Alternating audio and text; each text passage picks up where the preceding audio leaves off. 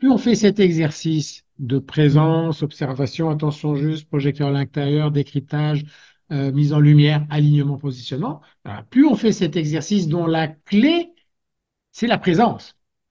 Et de la présence découlent des mises en lumière. Et donc, je peux infléchir mes réactions. Je vais pouvoir enclencher plutôt un mode parce que je me pose et que je vais voir à l'intérieur, je vais enclencher un mode positionnement, donc action par rapport à ce qui se passe et positionnement par rapport à moi en partant de moi. Et donc, ça va être beaucoup plus sain, respectueux pour moi et beaucoup plus sain et écologique vis-à-vis des autres et de l'environnement.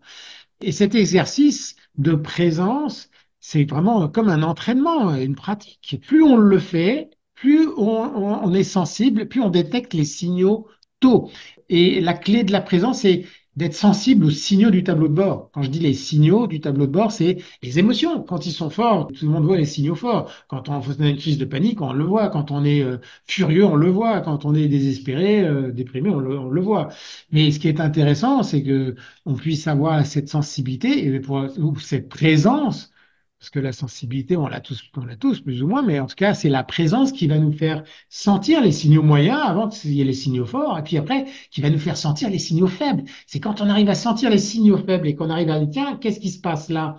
Et qu'on arrive à faire ce stop et à orienter les projecteurs à l'intérieur, que ben, on s'évite de rentrer dans des situations qui vont s'aggraver et dont on ne se rendait pas compte avant. On ne se rendait compte qu'au signaux moyen est fort. Et là, ce que tu décris, c'est que avec le temps, avec la pratique, j'ai une sensibilité, une présence qui est plus intense, plus fine, ce qui fait que je me rends compte plutôt de situations qui potentiellement, ou est déjà, et ou potentiellement peut être désagréable ou pas OK pour moi.